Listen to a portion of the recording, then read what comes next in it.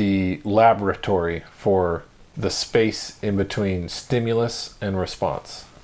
Parenting is the trial, the experiment on how to put space in between stimulus and response.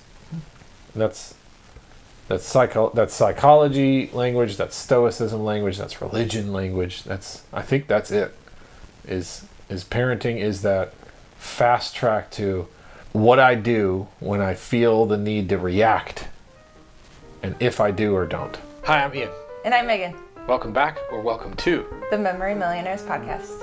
We are survivors of government service, cancer, world travel, and parenting. We're here to share stories and insights to help illuminate your path towards a happier, healthier lifestyle. Hello again, everyone, from the editor's desk for a bit of explanation. When we sat down to record this episode, we were certain we wanted to talk about parenting.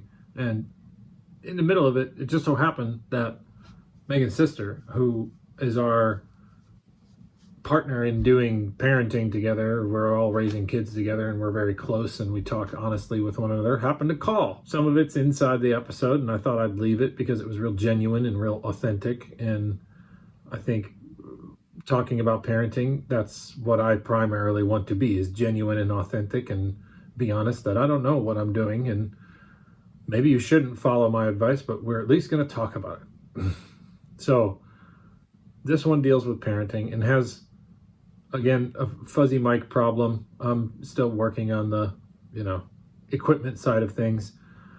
I think I've got it fleshed out by either this or the next podcast that it's not going to be there. So sorry again, but growing, learning, doing it wrong, doing it right. And now straight into some parenting talk. Hi, how are you? Hi, I'm Megan. But you didn't answer how you went on a rant last time when I asked how are you. How am I? Tired. Why? I'm uncomfortable. You're a fitness coach. You don't get to be tired. You get to be tired. You get to be busy. That's what you do. That's the only thing you get to do. I work out all day. Yeah. I'm tired. Well, you shouldn't be tired. Working out all day. You're fit.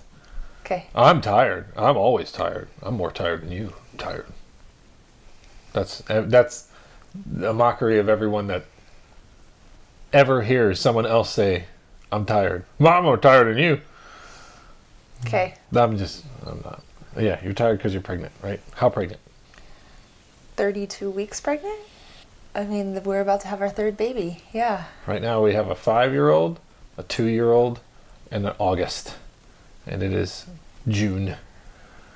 A soon. Very soon. A soon. Anytime in the next 4 to 10 weeks. 5, a 2, and a soon. I like that. So why parenting? Mm-hmm. Man, I've learned a lot about me.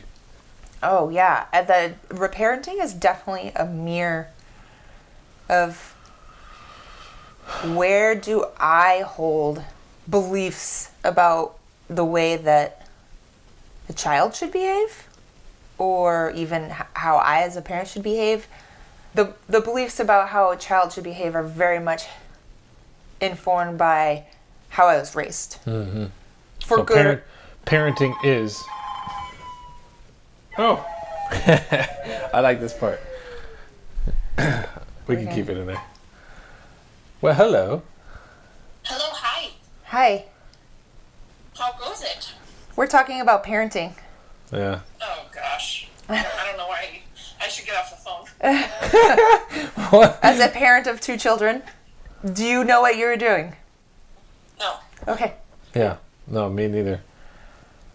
I think the most common conversation in the house is about how we need to do something different. How what we're doing is not working. Oh my gosh. I think that's gorgeous, though. That you're like, okay, that didn't work. We stopped doing that. All right, that didn't work. We stopped doing that. All right, that didn't work. That's certainly going to whittle down to better parents. Especially if you stop doing what doesn't work. Because I remember my parents doing a lot of things that didn't work. I know, I was there. What's up? Well, I called her. I called her to Oh. see what was going on. Oh, okay. Because I know they're in kind of a whirlwind. And yeah, are you still in a whirlwind?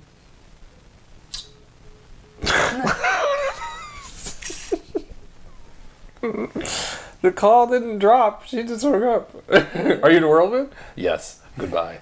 Forever. I mean, maybe she's parenting. Wow, yeah. I'll just tell her I'll call her. Oh, a faster timer. We could stop this. Yeah, we can pause. That's attractive. Perfect. It's real. This is real. In fact, I'm debating on whether or not chopping out those beginnings. Cut this part out. And Take out the burps. And it's suddenly the newscaster. Hi, I'm Ian Lampstein. Not Megan. How are you? I'm tired. Oh yeah. So we started recording, and then our sister called, so Yeah. we needed to. And then we talked about parenting, which is what I was kind of talking about. Which is kind of the topic of today's conversation is parenting. So parenting, becoming a parent. Again. Well, it's not becoming a parent. Again, it's adding to our family. Just one thing? Well, that's like. Well, I guess we're not.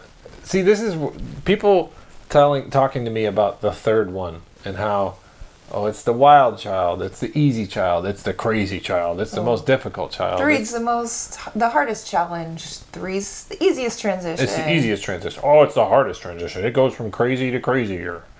It's Whatever. Everything else in my life, people's advice about it has not stacked up to what I experienced, because if I would have listened to everyone else's advice, I would have never ran an ultra. That's going to kill your knees. well, if you listen to people's advice, you're never going to do much because I would have sunk on a submarine. people are going to give you. In general, I feel like people are more willing to talk about their negative experiences than their positive ones. Especially with parenting. Well, I think people can reflect quickly on their negative parenting or negative experiences in parenting, but they usually laugh about it. Most parents can all come to the agreement, the conversation we just had, of we don't know what we're doing. And some parents can admit that and try to make amends and try to change what they're doing, or talk to their kids about, hey buddy, I'm sorry, I had this reaction to what you did. What can mom or dad do different? The laboratory for the space in between stimulus and response, parenting, is the trial, the N1, the N of 5, 6, however many people are involved with here. The experiment on how to put space in between stimulus and response. That's psychology language, that's stoicism language, that's religion language. I think that's it. Is parenting is that fast track to what I do when I feel the need to react, and if I do or don't. I spank a kid. I rip a toy from their hand. I yell. And working on the pause. Okay, none of those things are going to work. This is what I'm going to do. My own unique way of approaching this. I'm going to. So, perfect example. Inside a cafe today, our kids are curiously. They're being what kids are. Curiously touching piece of artwork that's sitting on a counter, a ledge, in a stand. It's a picture, and I don't know how it happens, but they push it off, and it falls, from chest height down to the ground, and I think for sure it's busted. And immediately, I have a reaction, but it's slow and measured, which was, go outside.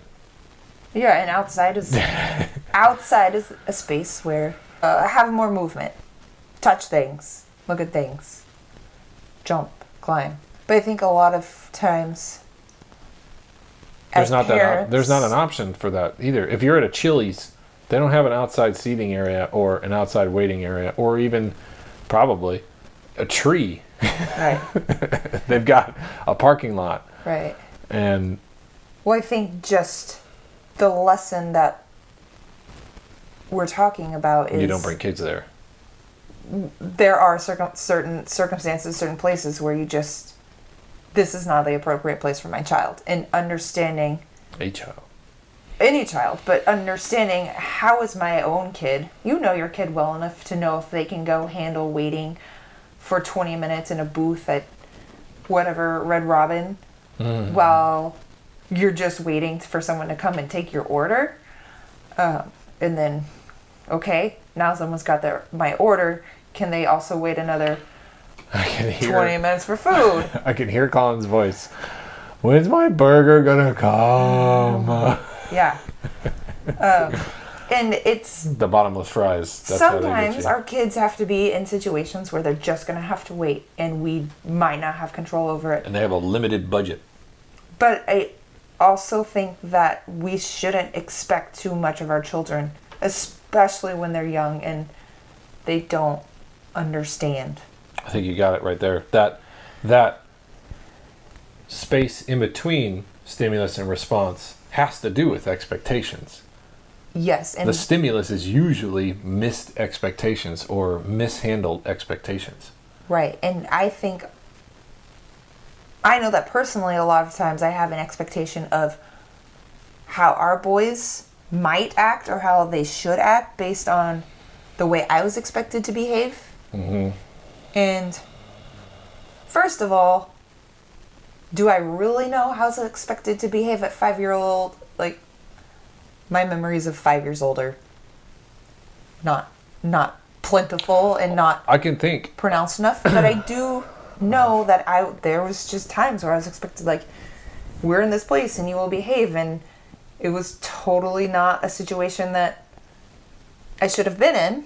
Mm-hmm. Mm-hmm. Right? Church. But or whatever it is, because I was expected to behave at that age, or you were expected to behave a certain way, we are taking from our own experience and putting that on our kids when that's not really fair.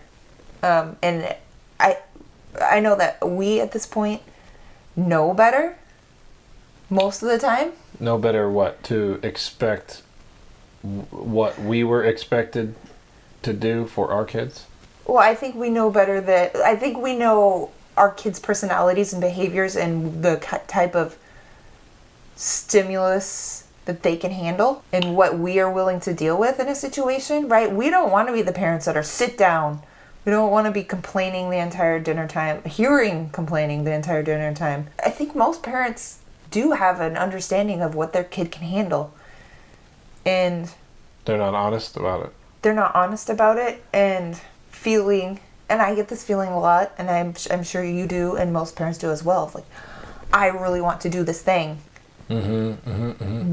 My kid can just handle this thing, but I have to take a step back and realize that I've made this decision for this person who is his own person.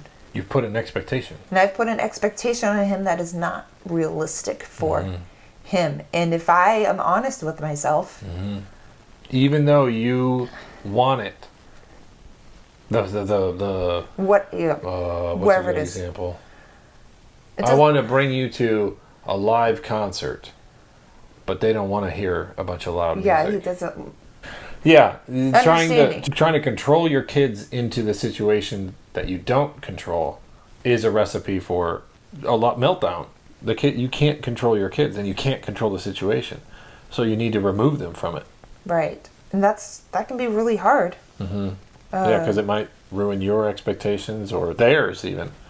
Look, buddy, if you can't handle this right now, like if you're gonna be biting your brother over this stuff that makes you angry, we have to stop. So, managing expectations, creating space in between stimulus and response. What is that? That's life skills.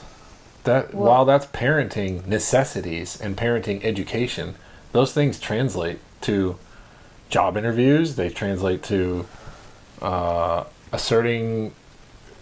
filtering out situations for yourself if you can't handle it.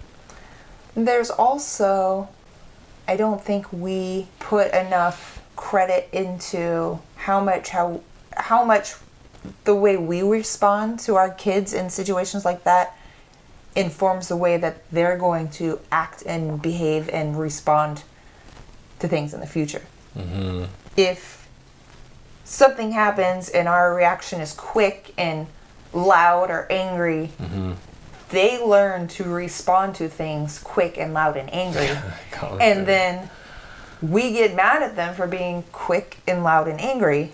And we're teaching them this behavior, and I see it a lot. Parents, we've done it ourselves sometimes of you're being too loud, you got the zoomies, mm-hmm. and our response is loud or angry, and that just makes this whole situation worse, mm-hmm. 90% of the time. And then what are they learning from our reaction is, well, when I'm upset or someone's not doing something the way I want them to, I react. I scream no. By screaming, yelling. I don't believe that enough people give credit to how much their behavior informs their kids' behavior. I think everyone knows it, though. This is another one of those well-known things that we just choose to ignore. The monkey see, monkey do. I can teach best by maybe I think it's well known because I hear it and pay attention to it a lot. But it's the monkey see, monkey do knowledge of parents that they're better at emulating than understanding. Even they're going to just do what they saw. They don't know why. Yeah, it's not malicious. They just saw it and they're going to do it that way. And they even try to show us that's how they learn. They start to make coffee. They don't know they're making coffee. He's just pouring things from thing to thing and says, "I made coffee." Yeah. Because he sees us do it. He doesn't know what coffee is. He doesn't even know what's required to do it. He just goes through something he saw. I saw Mom and Dad pour the water into the cup. I've seen this every morning for most of my life. They have coffee. Mm-hmm. I can make coffee. And outside, he was just moving water in between things and said, "I made coffee." Yeah. And it occurred to me like, oh, that's all he wants to do in the kitchen. He just wants to do the stuff that he sees us do. He doesn't want to make a mess. No. He just wants to play, to emulate. Yeah, and sometimes we don't pause to consider. We want them to pause and think about what they're doing, but we don't pause to consider that what they're doing is just trying to imitate us. They just don't know how.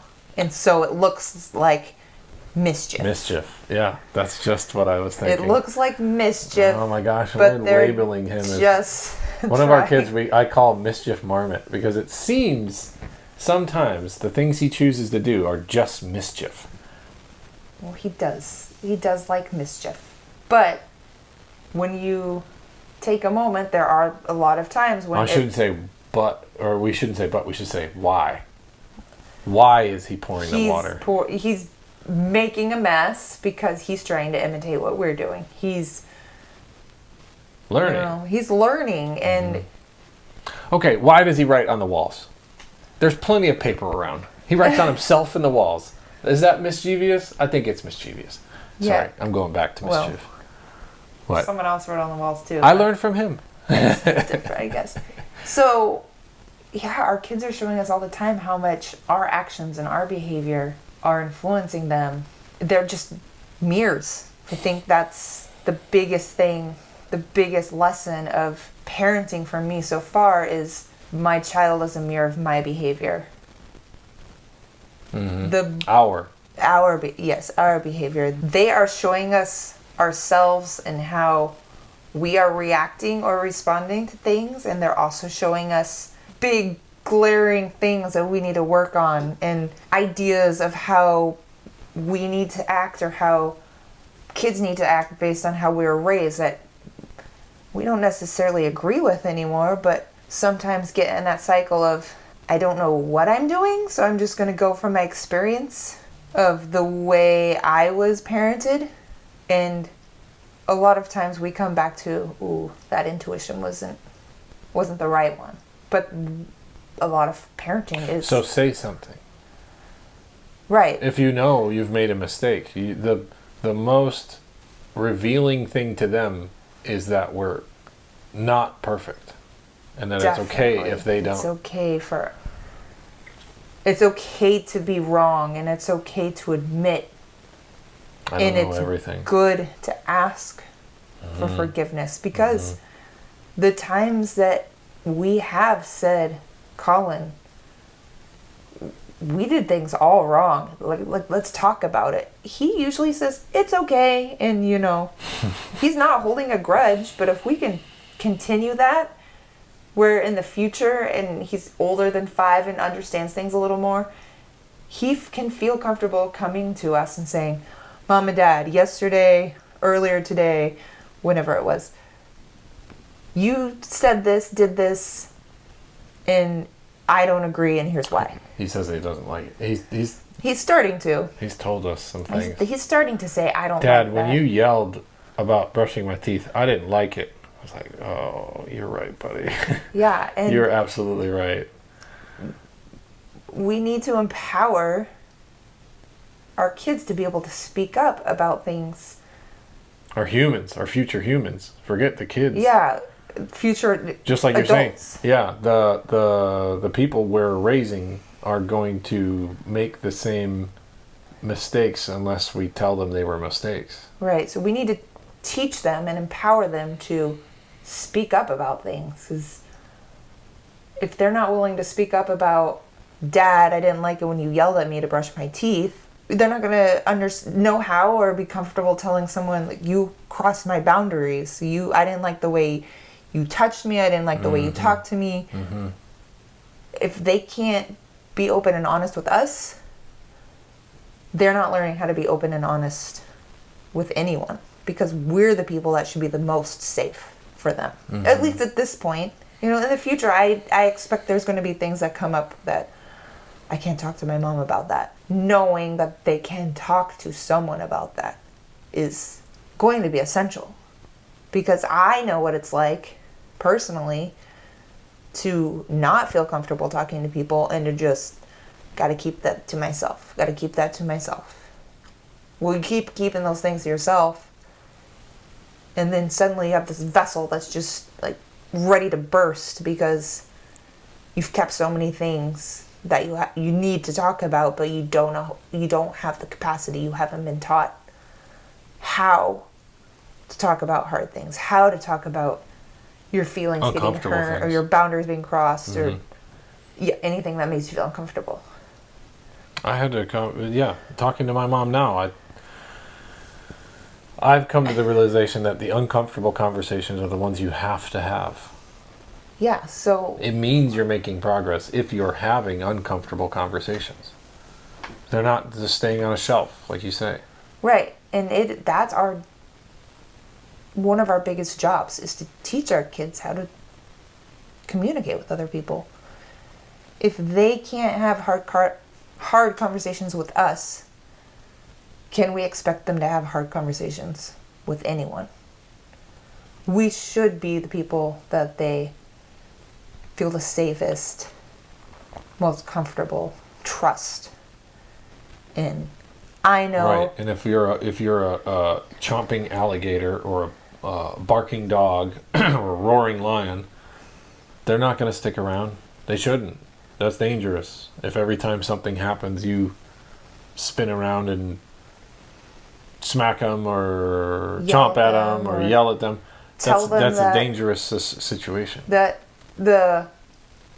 Because I said so. Like, that doesn't help communication, When my gosh, I've said that. Oh, what parent hasn't said that, honestly? And I've said it. I've said it recently. Colin asked me a question, and I said, because Mom asked you to. And then he was doing something. I was cooking dinner. I was in the refrigerator when he said this. And then I closed the refrigerator and I went, Mom told you to do this because of this reason. Moments later, because I realized, because Mom asked you to, like, sure, I want my kid to listen to me when I ask him to do something. He maybe just genuinely wants to know, but why? Like, why do you want me to do that, though? Mm-hmm. You know? Mm-hmm. They don't have a lot of logic yet. And honestly, like, think of yourself even as a teenager. Like, when you think you got everything figured out and you think back to your teenage years, you're like, God, I was so stupid. Why did I do this? Why did I do that? You had your reasons. You had your reasons, and your parents berating you or punishing you. How often did that work change your mind? Yeah, did that change your line of thinking or get you to want to behave in a different manner, do things differently?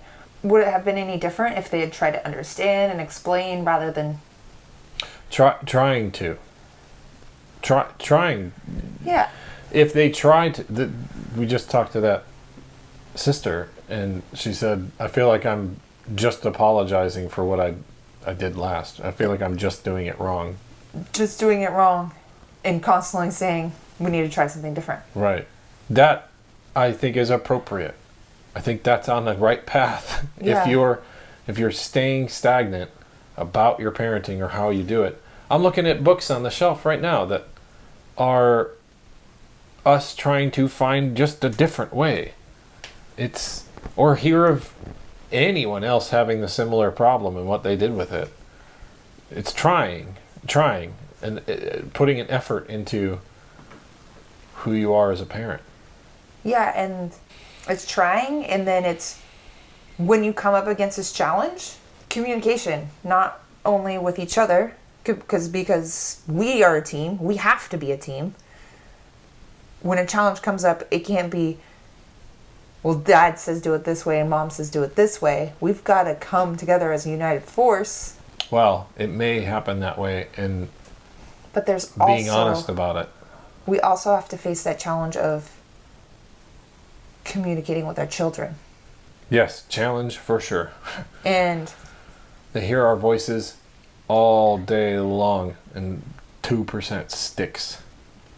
But each time we're open with them and have that dialogue with them, that is a two-way dialogue rather than I am the knowledgeable, I am the elder, respect me, listen to me. I'm the only option. Yeah. You do it my way or else. When we turn that speaking at and the telling into a dialogue in between us and our kids, that builds our relationship. So that maybe the next time something like that comes up and they're facing a challenge, rather than reacting, they're taking that pause and thinking, oh, Mom and Dad and I have talked about this before, and they're learning a little by little, how to respond.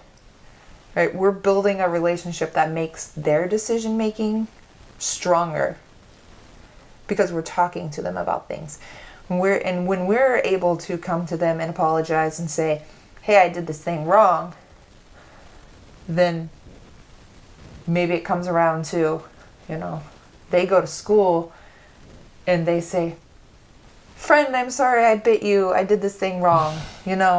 Whatever it is. That teaches them how to have that same dialogue with other people. So we're teaching them how to trust in that dialogue. Mm-hmm. But that is productive. Yeah. It's not weak. Apart from safety, I'm trying to be okay with them questioning me more. Mm-hmm. When I ask something of them or tell them to behave a certain way, unless it's something that is like right now, you need to do this, or something, there's going to be a serious consequence to health or safety, I want them to learn to question things, because maybe I am asking them to do something that's totally unreasonable. My request isn't appropriate for a 5-year-old or a 2-year-old. Ours perform not like 2 and 5-year-olds. So yeah, there are some times where what I'm asking him to do, I'm like, oh, maybe you shouldn't mow the lawn. No, Ian's never asked him to mow I've the never lawn. asked him to mow. I mean, along those lines though, of like, we have some excellent kids. But they are just kids. Yeah, sometimes when your 5-year-old is hanging out on the swing reciting his times tables, it's like, it's... No joke. No joke. It's, He is reciting timetables. Usually 5s. 3 5s is 15. 4 5s is 20. Yeah, he likes his 4s too. Oh, he's got 4s? I haven't heard him do 4s. Yeah. 5-year-old. But I struggled with this in 6th grade. sometimes you're listening to that kid do things, and then you forget that kid doesn't know how to Express his emotions. express his emotions yet. So Put them into words. He expresses his emotions, but putting them into words before he expresses the emotions. That makes me really angry that you pulled me down off of that schoolmate. yeah, Schoolmate. no, it's Rah, I bite. hate you. Yeah, bite. Yeah. oh, and Well, here's to keep going. so Because here's I'm rubbing her belly. Here's to keep going. yeah, Keep going. and we're going on our 3rd, and we don't know what we're doing. We know that much. What we've shared, that we know it's the education in between stimulus and response, and that we're trying to do it differently when it doesn't work. And we know we need to respond. We know we need to lower our expectations of Yeah. them. Manage. Manage- Don't make okay, it low. Manage our expectations. of Manage them. your expectations to probably have none. To go with the flow. Yeah, and then remembering that just because they do something once doesn't mean they're gonna know how to do it again. Like that. And if they do one thing wrong, doesn't mean they can't do the next thing right. They're not doomed. Right. And if you doom them, they are doomed. I do And- that so often. Like, oh, well, earlier today you bit somebody, so I'm not going to let you in the house. You live under the porch now. Also, more than anything, they just want us to love them and play with them. Like, Yeah. they don't really... Gabor Mate echoes in my brain often. You cannot, there's no such thing as too much love. No, and yesterday, I had to play hide and go seek for what, an hour? 45 minutes, an hour? Had to play hide and go seek. I got It to only go... lasted like 20 minutes. Then you were just chasing them. Well, no, I was going and finding a hiding spot. I was like, this is a good hiding spot. And like, just sit on the floor for 5 minutes while they Oh, look that's for true. me. I laid in the bathtub for 7 to 10 minutes. She actually went into way deeper hiding spots than me. I did. I hid well because I knew it. Where were you that you I'm were moving just... a lot around right now. I wanted to relax. And then when they finally found me, it was the most exciting thing in the world. And it took no effort from me. It took 0 effort. Nice. He asks so nicely, Mama, will you go hide? And they just kept asking me to hide. Like, sure, dude, I can totally do that. I Mama. can go Mama hiding? hide. And you get the little squeals of delight when they finally find you. It's like, and they just reminding ourselves, they don't need very much. They just want You. you to interact with them. Mm-hmm. And that's not hard. I'm thinking At of all. this Jordan Peterson quote that's constantly on my Instagram feed. Your children are desperate to have the best life with you. Not with their best buds come into play, but it's with you. That's all they want is you Yeah. and them. And And God damn it, this system in society, when you ask to do that, and people come back at you and say, why? Don't you want to work? Don't you want to provide? Don't you want... That is providing. If you're not enabled buy the thing that supposedly provides to be a good parent, it's contradictory. And it's infrastructurally contradictory. Systemically contradictory. You got to work 60 hours a week or you're never going to make it, bud. Well, now my kids have 60% less of me because the rest of the time I'm exhausted and asleep or trying to do something with them, but I'm wrecked. Right, and there goes a whole next generation. we only get the limited amount of time with our kids before they're teenagers and they don't want to spend time with us. They want to be with their friends. And then, eventually, hopefully, the goal is to raise adult humans that go out into the world and they form relationships and live with friends, live with partners, have families. Or maybe we're all living under the same roof and they're living with us with their partner. However it happens. If we're cohesive, if we're complementary. Right. But, you really have limited time that is guaranteed that your kids are going to want to be with and spend time with you. But if you take advantage of all that time and really make it quality time and really enjoy each other's company and give your kid the attention and make them feel like they really matter to you. When I'm with mom and dad, it is quality time and they are paying attention to me. Interacting with me in a way I enjoy, and they are listening to things that I have to say. When they get older, they're not going to run away. They're going to continue to have a relationship with you because you're not a person who's just there to tell them, clean your room and get straight A's and, get a good job. If you're not home by Save your 10 money. o'clock, you're grounded. They want to feel... They're humans. They want to feel like they're another person that matters to you and not just someone that you are in charge of and had dominion over. That role in our head of I'm an authority figure, right? And to a certain degree we are an authority figure, but also we're just another human coexisting with our children. It's just our job to help them be good humans. Yeah, the reality of they're out.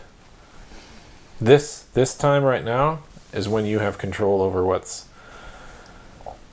happening to them. When they're out, it's their life to lead. Even as kids. Yeah. We can do our best to not dig holes for our children, but when they're in a hole, they got to learn to dig themselves out, right? We can't be everything for them. We have to give them the tools. Demonstrate. The only thing you have control over is you. Yeah. The only thing you can do is act the way you think is right. They can choose to throw it all in the garbage. Right. We can't rescue them. They're not powerless. Right? We can't fix them. They're not broken. No, you said it once. I think, was it in a text? The greatest gift we can give our children is their autonomy. Yeah. And it's true. But is that a quote or is it yours? I'm probably pretty sure that was a quote. But I mean, quote Thomas Jefferson and Benjamin Franklin and Theodore Roosevelt. Yeah, I'm sure so many people have said it. Many people. It was a takeaway from something I listened to. We need to give them their autonomy. Well, that's a really digestible and bite-sized. I like that. The greatest gift we can give our children is their autonomy. Yeah. Autonomy. And confidence in that autonomy. I don't think you can give confidence. I think you're right. You can give autonomy. Confidence comes on their own. They may not be confident. That's okay. That's the way their life is going to be.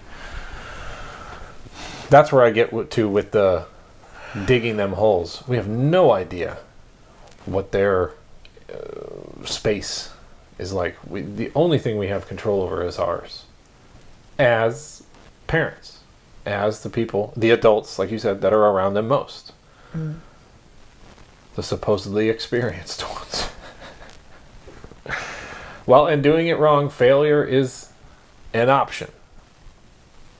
And it's not failure in that, your children are dying and starving and that, but failure as in you tried something and it didn't work, and now you reviewed it as not what you're going to do again. That's fine. Let's as long try as you get to something that, different. as long as you are honest and get to that point too of that didn't work, I shouldn't do that again. Nope, I'm going to keep yelling at them 40 minutes every bedtime, just screaming at my kids. And 40 minutes over the week is what? So for 280 minutes. And then over a month, you've wasted days just yelling. Parenting. Oh, man, we're going to do it again. It's a challenge. We're not doing it again. We're just doing it with more. And that's another thing, is the way you parent each child has to morph a little bit. Like, we're giving them their autonomy. We're trying to do all the same things. But you do have to deal with each child a little bit differently. And Yeah, I used to deal with. interact with. That's good. You do have to interact with each child differently. You know what else can come from this discussion? It's forgiving those parents before us. We have to. There's nothing they can do about what they did. You have to either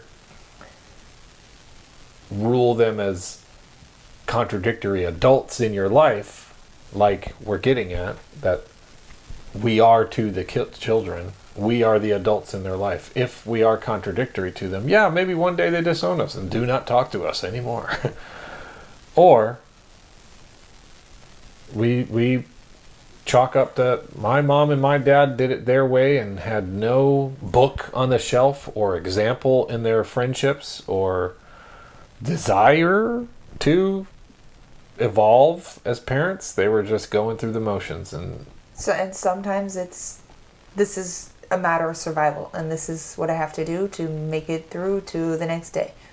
That's parenting sometimes too. Well, right? And for whatever they were, led you to right now. And right now, what you stack up and call your foundation is not the past. It's your principles.